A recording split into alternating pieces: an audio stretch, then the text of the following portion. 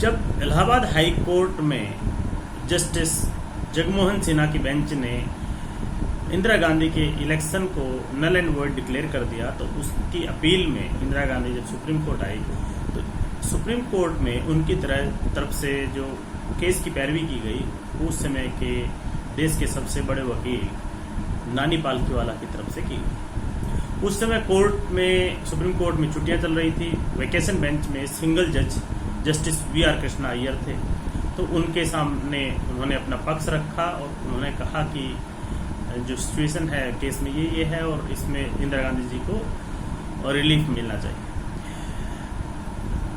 Justice VR. Krishna Iyer ने, चूंकि वो वेकेशन बेंच थी, उन्होंने इंटरिम ऑर्डर पास किया कि जब तक रेगुलर बेंच नहीं बैठेगी तब तक इंदिरा गांधी जी का जो डिस्क्वालिफिकेशन है उसको उन्होंने स्टे कर दिया, और लेकिन ये कहा कि वो हाउस में बैठ सकती हैं लेकिन वो वोट नहीं कर सकती। उनका इलेक्शन का जो केस है वो इनिशियल हियरिंग में अपीयर होने के बाद नानी पालखीवाला मुंबई चले गए, लेकिन मुंबई जब पहुंचे तो उन्हें पता चला कि इंदिरा गांधी ने पीछे से देश में नेशनल इमरजेंसी लगा दी है। ये उनके लिए एक झटके की तरह था, क्योंकि नानी पालखीवाला को हम national defender of Indian constitution कहते हैं या डिफेंडर ऑफ इंडियन कॉन्स्टिट्यूशन कहते हैं। जिस तरह से बाबा साहब अम्बेडकर को हम फादर ऑफ इंडियन कॉन्स्टिट्यूशन कहते हैं, उसी हिसाब से लीगल सर्कल में और जनरली जो संविधान के बारे में जानते हैं उन्हें पता है कि नानी भाई पालखीवाला को देश में डिफेंडर ऑफ इंडियन कॉन्स्टिट्यूशन के नाम से जाना जाता है। उनका सबसे महत्वपूर्ण केस केशवानंद भारती का केस में जो बेसिक स्ट्रक्चर डॉक्ट्रिन है उसमें सबसे मेन आर्ग्यूमेंट उन्हीं की थी। महीने से भी ज़्यादा समय तक उन्होंने आर्ग्यूमेंट किया था कोर्ट में। और इसी तरह से जो संविधान से संबंधित जो बड़े केस है, कॉन्स्टिट्यूशनल लॉ के जो बड़े केसेस हैं, वो उन सब में वो अपीयर हुए हैं।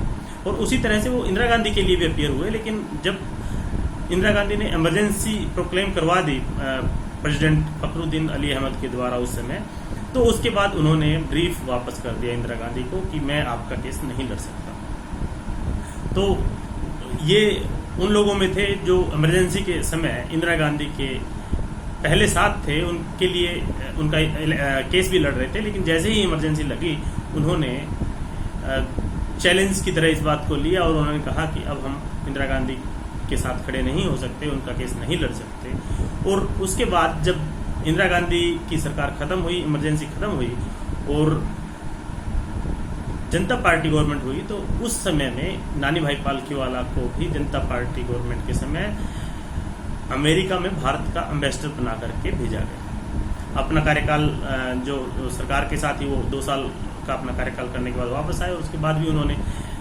देश के महत्वपूर्ण जो है कॉन्स्टिट्यूशनल केसेस लड़े। तो ये था नानी भाई पालखीवाला का जो पहले इंदिरा गांधी के लिए केस लड़ना, लेकिन जैसे ही इमरजेंसी डिक्लेयर होती है उनका इस बात का विरोध करते हुए इंदिरा गांधी के केस फाइल वापस कर देना कि मैं आपका केस नहीं लड़ सकता क्योंकि आपने इमरजेंसी डिक्लेयर कर दी।